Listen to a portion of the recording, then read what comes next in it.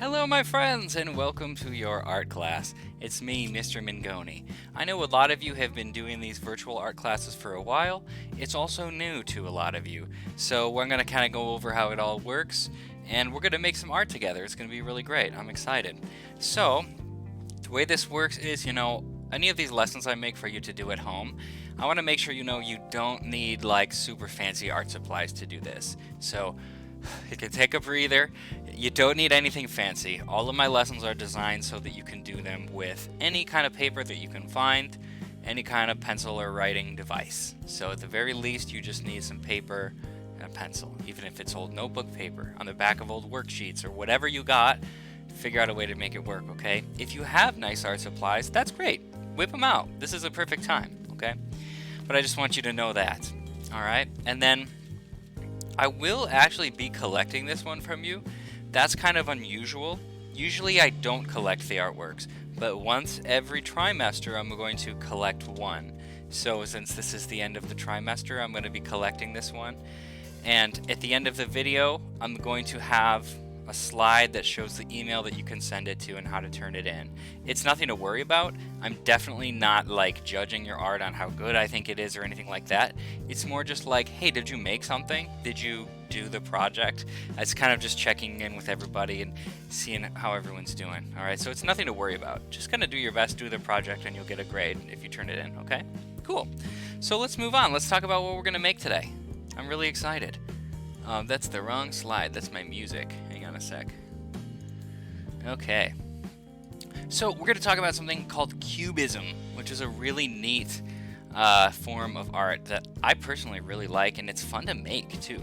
So, if we look at these pictures, let's first look at our learning target. Create a Cubist style still life. All right. If you don't know what that means, we're going to go over it. We're going to talk about what Cubist means and what is a still life, okay? First of all, a still life. If you look at these pictures, you might figure out a still life is like a collection of things on a table. A lot of times it's bottles or fruits or whatever, but it doesn't have to be. It's just any kind of, you put some things on a table and you draw them, all right? So you're going to collect some things around you to draw. They can be things that be like, oh, that would be an interesting thing to draw. It could be something that's like, oh, this is my favorite toy. I'm going to put that in there. Or something random.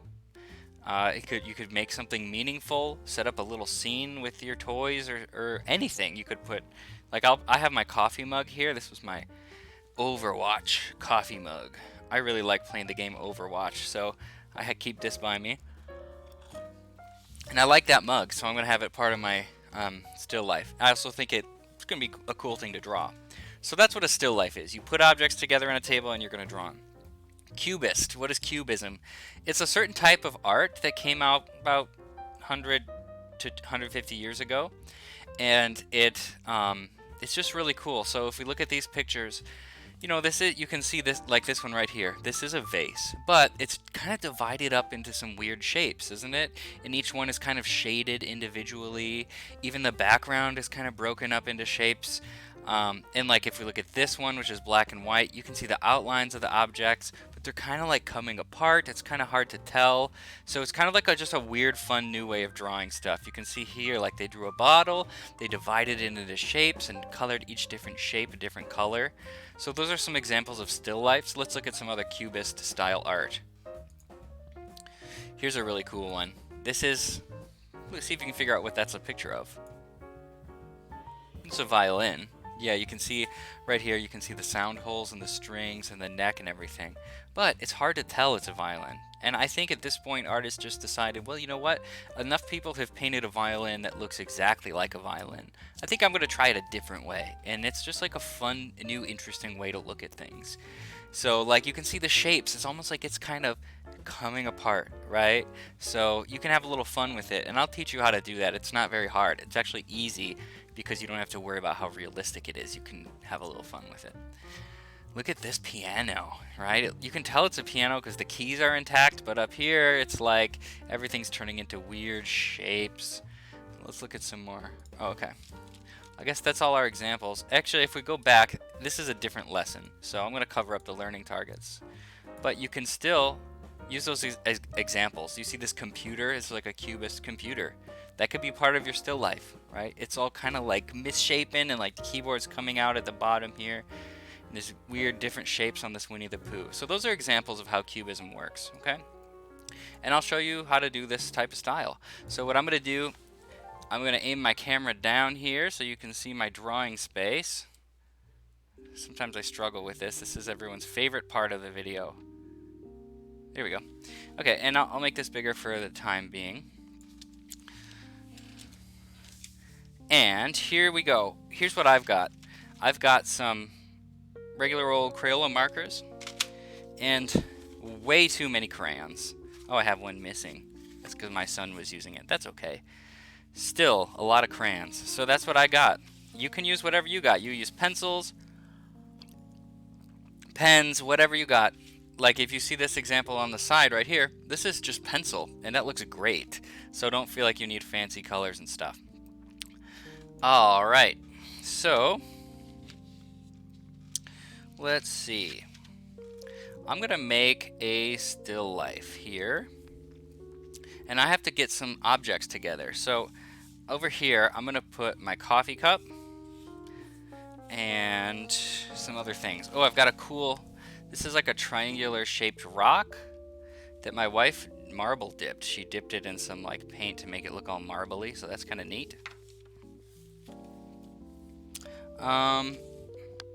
I'll put my little Pachymari. This is a little Overwatch guy. Very cute. And I'm gonna set them up in a way that's like, looks cool, right? That I think is gonna be interesting to draw. So you kind of arrange your still life. And I'll put one more thing. Let me see what I've got. And, oh yeah, and I forgot to tell you, the way these videos work is you can either draw along with me, or you can just watch the video and then draw after. But either way, I want you to do the project. So if you need to pause the video to go find some objects for your still life, that's perfectly fine. This would be a good time to pause the video and do that. Let me just go find one more thing. Hold on.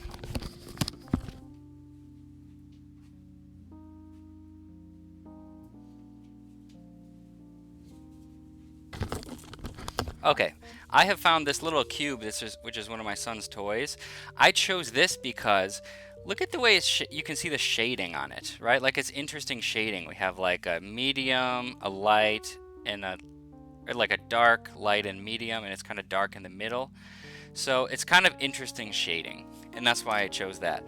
Your light also makes a difference on your still life. Like check this out, okay? If I were to show you, this is kind of what it looks like from my angle. Like that, right? And the lighting makes a difference. Like what if I move my lamp? Like here, I'll just give you an example with this cube here. So if I see this cube, sorry, it's kind of tough, and I move the lamp, the lighting changes. Or if I turn it, you see the lighting is different. Or if I move my lamp and I have light on this side, you see that's totally different too. So like, think about how the light is hitting your still life too. Okay, I'll put my camera back up. Oh, actually, sorry, we wanted it down here. And we're gonna get drawing. It's time. We've done enough setup. So, I've got my still life over here. It looks pretty cool. Now, the first thing I'm gonna remember is it does not have to look exactly like what I'm seeing. It can be a little strange, and that's fine, okay? So I'm gonna do my outlines first with a marker, and then I'm gonna show you some cool shading techniques. So like, I'm looking at my coffee mug. I'm not just gonna automatically draw what I think a coffee mug looks like. I'm like really looking at it to see the shapes. Like, you know, the circle on top looks kind of like this, and then it kind of comes down, and the bottom is like this, and I'm really looking at it. I'm not just trying to remember what a coffee mug looks like. I'm really looking at it there. And then I got my little Pachymari doll here. He's got kind of a head like this, and his mouth goes like this. And I'm just drawing the basic kind of parts, the basic shapes. I've got my little triangle thing here, and then the cube, my son's little toy cube thing is like this. It's a little off. It didn't come out exactly right. That's okay. Oh, and you know what? I'm going to flip my screen here too. Hang on. So that I'm not drawing upside down. There we go. So, that's what I got to start. But now is the point where we play with it and make it all cubist and weird. So we can add shapes, we can add lines and things. I'll add kind of the line for the table going behind it, but I'm going to play with it. I'm going to make it kind of branch off here. It's going to be like kind of an impossible thing. And then it's going to go up this way. Because why not? It's cubism. See, it's already looking kind of strange. Maybe I'll draw another circle for the coffee mug up here. So that it looks like... I don't know. I don't know what it looks like, but it's a cool shape, right? My Pachimari, I'll draw like another line around this eye, and a line coming down this way, and this way. See how I'm dividing it up into interesting shapes, right? Maybe the triangle, I'll do kind of like I did with the coffee mug. I'll put another triangle over here. See, now I have all these weird different shapes to color, you know? Maybe I'll take like... Maybe just randomly take a line and draw it through here. But then it'll go behind the cube. You see that? So I'm putting lines in where there aren't lines. I'm putting shapes where there aren't really shapes. I'll even add, if you don't know what to do, just maybe add a circle over some stuff. Because then look, I've got like 10 shapes here now. 10 different shapes. This is almost getting to the point where I want it. So don't be drawing random lines, but think more like designing it. Like, where do you think a line would look cool? You know, like, try to think about where you're putting the lines. Do it with a little bit of purpose. It doesn't have to be completely random. To me, this looks pretty neat. I want just a little more out of this. Maybe I'll put a circle around my Pachimari, kind of going behind him. Okay. And maybe one more around that circle. So I have kind of a circle theme. Okay, so now this is looking like a cubist picture. Okay, it's kind of coming apart. There's weird lines and shapes that aren't there. And now it's time for me to color it. Okay, so this is the fun part. When I think of cubism and the way we color it, let's take a look at some of these examples, all right? Like, look at this one. Each shape over here, each shape is shaded. We kind of did a project like this, a lot of us already, where we made a design and we shaded each part dark to light. This is kind of like that. All right, that was good practice for this. So each shape you're going dark to light, and you can do that with a pencil or pen or whatever you've got. All right, and that gives us that nice cubist look. Like, see, like this one. Oh, I moved the wrong thing. See, like this one. See all that dark and light shading? That's kind of the look we're going for. So, let me show you how I am going to do that. Okay, so like I'll just start with my crayon and I'll just say this part is dark. I'm coloring that as dark as I can by pressing hard, and I'm getting lighter and lighter as I go. There we go, dark to light. It's that simple. I'm going to maybe go over and smooth it out a little bit. Just like that. And you don't have to think of a light source like you usually would. You're not thinking like, well, there has to be all shadows on this side, all light on this side. Because it's cubism, you want it to look a little strange. So you can have the shadows and lights going wherever you want. Just think about each shape. You know, like in here, this gets a little tricky. It's kind of fun to pick out the shapes. Like, you just start here and don't go outside the line. Just follow that down, and that's one shape, right? Like here, this is one shape. You see that? Or like right here, this is one shape. Okay? So you're just going to color each shape going dark to light the best that you can and make something really cool. I know, you know, I'm collecting this one. If this is taking you like forever and ever, you can still turn it in if it's not 100% complete. Okay, I don't want you to stress over this. Some people, like, I'm going to finish this within the half-hour lesson because I work faster. Some people work a lot slower, and that's okay. But I don't want you to be punished for that, okay? So if it's taking you a long time, you can turn it in a little unfinished. If you spend a half hour to an hour on it, that's enough. So I just want to get that message out there, okay? I will completely understand, and I can tell if you worked hard on it, and it's okay. So you can also layer colors if you want. Like I'm gonna layer in some blue with my purple here. It's subtle, it's hard to see, but it's there. You see that? So you can layer colors together to give it a more complex kind of look. I like to personally just pick a set of colors and keep those. So it's not like this whole rainbow. Maybe I pick like 8 colors to use and use them all around so the whole thing matches.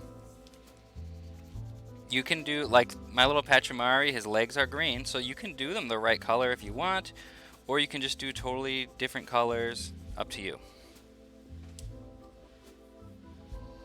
I'm gonna have a little fun with this cube here. So I'll do red for the darkest parts, okay? So like the inside of this hole is very dark. It's getting a little, it goes dark to light still, but it's still very dark. And then this side of the cube is the dark part. So I'm just gonna color that pure dark. And then maybe I'll do like an orange for the medium lighting, which would be like, this side is a little more of a medium. And it looks like it maybe goes a little bit dark to light if I look at my cube. And then the top is the part where the light's really catching it, so I'm just going to do yellow. So that's kind of an interesting idea, that I use different colors to do dark to light, and I'll blend them a little bit. Oh, that crayon, I thought I was crazy for a second. That crayon smells like flowers. That's a scented crayon.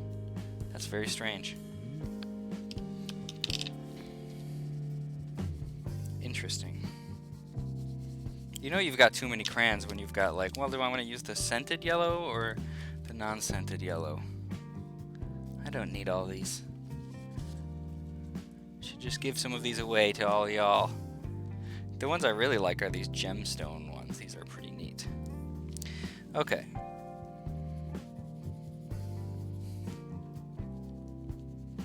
So I'm just shading and adding colors. And just picking out a shape and go dark to light. You barely have to think about this part. You can kind of just go dark, light, and color each shape one at a time. It's like a coloring book. You know, you don't color outside your own lines here. And it's satisfying in a way of a coloring book that's like, wow, I wonder what this is going to look like when it's finished. I bet it's going to be so cool. So it does take some time, but it's going to look way cool when you're finished with it. It all kind of comes together in the end, which is a fun thing to see. I think what I'm going to do is I'm going to use this set of colors for my objects, and then I'll use like some different colors for the background. I think that's a good idea for me, so that I can tell the difference between the objects and the background. But some of you might not want to do that. Some of you might want the objects to like blend into the background. That's pretty cool too, right? Nothing wrong with that.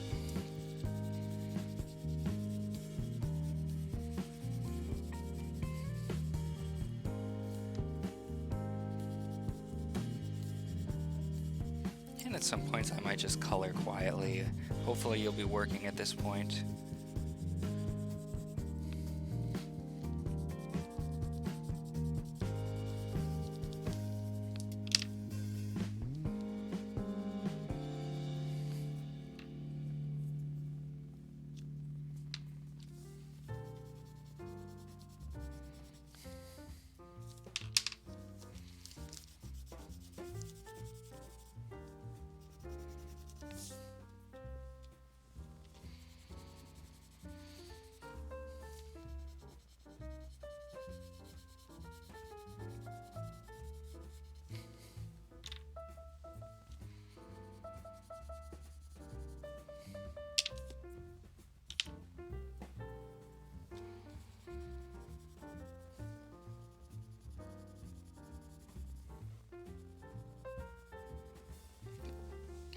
Just also something I always want to remind my students of is that, hey, you know what?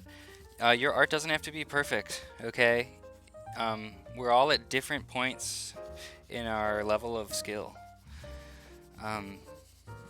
So I want you to just think of when you're making art, this is what I do, okay? to keep my sanity, think of everything you make as just like, oh, that's practice, right? You don't put so much pressure on yourself. It's like, this has to turn out perfect or else I'm not a good artist. Don't think like that. That's not going to help you. You got to think like, well, I'm going to try something, I'm going to practice. It might turn out really cool, and it might not. And if it doesn't turn out cool, that's okay. It's practice, right? They can't all be winners. And the best thing that you can do is if you do something that doesn't turn out the way you wanted and you look at it and you go, oh, this looks so bad. Guess what? This is going to sound crazy, but it's true, okay? That's a good thing. When you make some art and you're like, oh, this looks so bad, that's a good thing, okay? Hear me out here. You think that. You look at it and you say this is not good because you're a good artist. Because you can recognize good art. And that's a good thing. You have something in your mind that tells you, I could do better. And you know what you can do with that? You can use that to help you improve.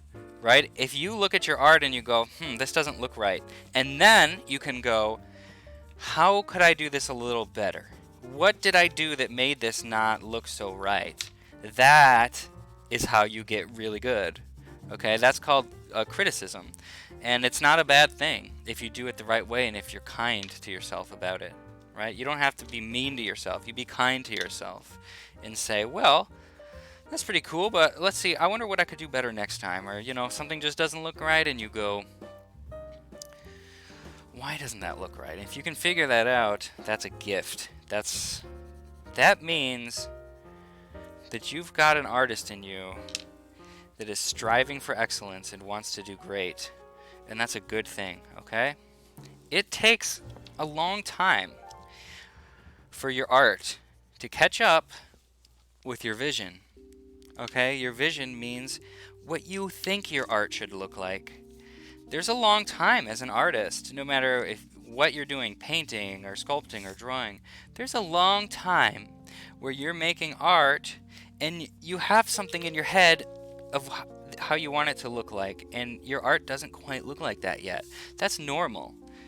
That's a good thing to have a vision like that, okay? So you should celebrate that. And always strive toward achieving your vision, but also just be content with where you're at. It's okay where you're at. You're on a journey. You're learning, okay? But you really should know that. You look at your art and you say, well, this doesn't look that good. You could make something constructive out of that, okay? But also, be kind to yourself. Like, don't be too critical of your art. You got to be a little forgiving and okay with, like, if it's not perfect, that's fine, right? Art's never perfect because we're not perfect. It's okay if it's not perfect, all right?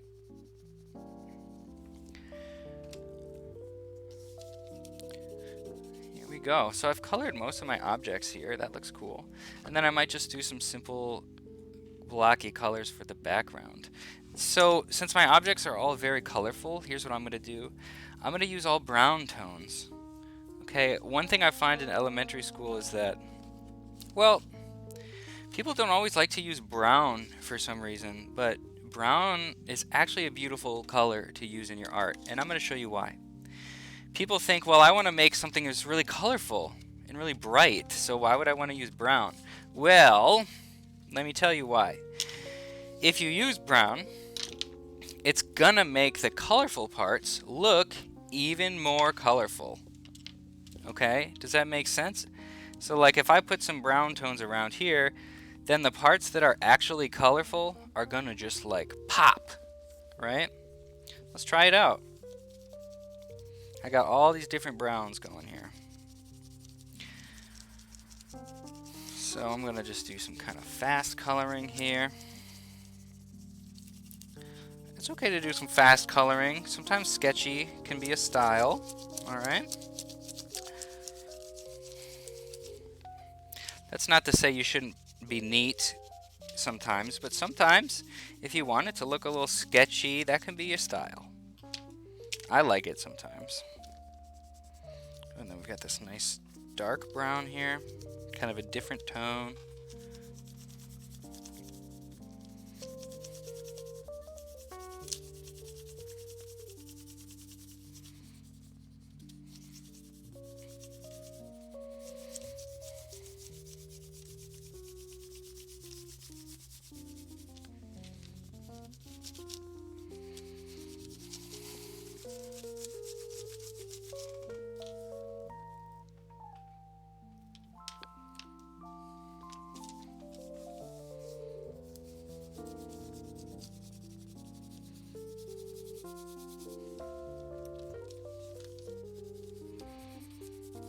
And I think I'm going to layer another color in with each of these browns so that it's like, it's still colorful, but it's like a dull kind of brown colorful, which will be nice.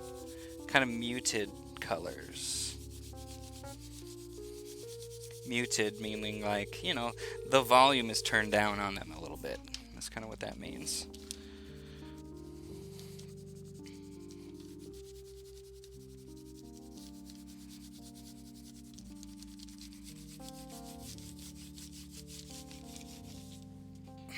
Alright, looking interesting here.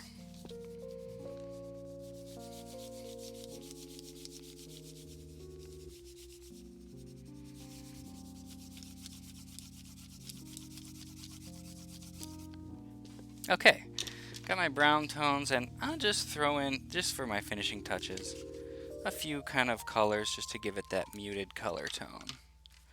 Maybe I'll add like this kind of light purplish.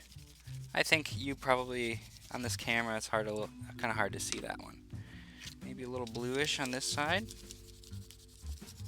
Just for a little touch of color. You're barely going to notice it, but it just kind of affects the whole thing just a little bit. Just a little. You see that? Subtlety. That's called subtlety. And then maybe I'll take like a little kind of peachy pink over here. And then my heart's telling me to put a little green down here for some reason. Okay. That looks neat. There's one more thing that I feel that I want, which is some yellow over here. That's called following your intuition. Okay, intuition is where you just look at it and you go, I think it needs this. And you don't really know why, but you just feel it. And you all have that, so follow that with your art. Follow your intuition. Okay. Well, that turned out pretty cool. I like it. You know what? I missed a few spots on the face here. I do want to just, even if it's just a little bit, just get a little bit of shading on that so it looks complete. That's a little better for me, even just a little bit. Okay, and I'm going to sign my artwork. Your signature is important. This is different than writing your name, because when you write your name on your art, the whole point is like, well, I want someone to read this so that they know whose it is. A signature is similar to that, but an artist's signature is like, you can have a little fun with it and be a little creative with it. Okay, so what I do for mine is, I write my name really nice and neat, then I cross it out, and I do my name all nice and scribbly just for fun. And I put a copyright so no one can steal it, and I put the date, 2020, or the year. That's my signature. I put that on all my art, and that's just to identify. You know, you can tell. You know, that's an original Ryan Mangoni art. So you can have an artist signature too. Okay. So there's my Cubist still life. I hope you have fun making that. I know I did, and I really can't wait to see what y'all come up with. It's gonna be some cool stuff. All right, so I want to show you a couple things here. I'm gonna be hanging from the ceiling for a sec. Whoa! Let me just flip. Nope, wrong flip. Sorry. Flip horizontal. Nope, horizontal is sideways. I did it twice. Flip vertical. Vertical means up and down. There we go. Okay, so I want to show you what you can do with this and how to turn it in, okay? It's very easy. All right, and just a reminder, just do your best and you're going to be fine. If you just do the assignment and just do what I showed you, you're going to be just fine. I'm not grading based on quality. I know that everyone's at a different place, and that's 100% okay. And like I said, I don't want you to spend like more than half hour on this unless you really want to. I don't want you to be like stressing over getting this finished. Okay, just spend a half an hour, and show me what you got. Okay, so you can send a picture of it to this email right here, rymingoni@isd535.org, and you can attach the picture of your artwork. You will put in the subject line, just so I can find them easily, put your name, then your teacher's name, and then the words art assignment. Okay, so an example, like my name was Bob Sanders and my teacher was Mrs. Feast, I would write Bob Sanders Feast art assignment. That's what the title would look like. Okay, so pretty simple, nothing to worry about. Mostly just kind of trying this out because we haven't collected artworks this year, and I want to just kind of get used to it and try it out. So it's not a lot of pressure, not a big deal. So yeah, I hope you all had fun. Okay, and for, I know we're all kind of stuck at home, and this is sort of a weird time right now. That's it's just what it is. It's weird. Okay, and it's hard for some people. We miss our people. We miss our friends. And I hope that these art lessons can be a time of peace for you, and I hope that art can be something that you can do while you're at home. Okay, like if you have lots of time to fill, maybe you make lots of art. Maybe you make a decision that's like, I'm gonna be like a serious artist during this time, because I love playing video games. I play a lot of video games. It's great. It's fun, right? But you can't just do that all the time. Art is something that is fun and fills your time, and you're actually like building a really nice productive skill at something, and it feels so good to be like getting better at something real like this. And you should do it. It's gonna pay off. So the more you make, the better you get, and just keep doing it. And if you feel stressed out, if you feel uncomfortable or depressed or anything like that, first of all, talk to an adult or talk to one of your teachers or anybody, and we can help you. But second of all, if you're feeling those things, throw yourself into your art. Okay, so many times I feel those things sometimes, and when I don't know what else to do, I just make myself do some art. Even if I don't feel like it, I just start making some lines and see what happens. Eventually I get into it, and I get distracted from everything else, and then suddenly I'm making something that's building me up and making me feel better. And art has that kind of magic. It's something to do when you don't know what else to do, and it's a really good thing to do. So I hope you do that. Try it, okay? That's how some of the best art in the world is made. I mean it, okay? So pour your heart and soul into your art, and love your art, and love yourself, because you're beautiful, and you're awesome, and your art is beautiful, and your art is awesome, okay? I love you all. Take care. Bye-bye.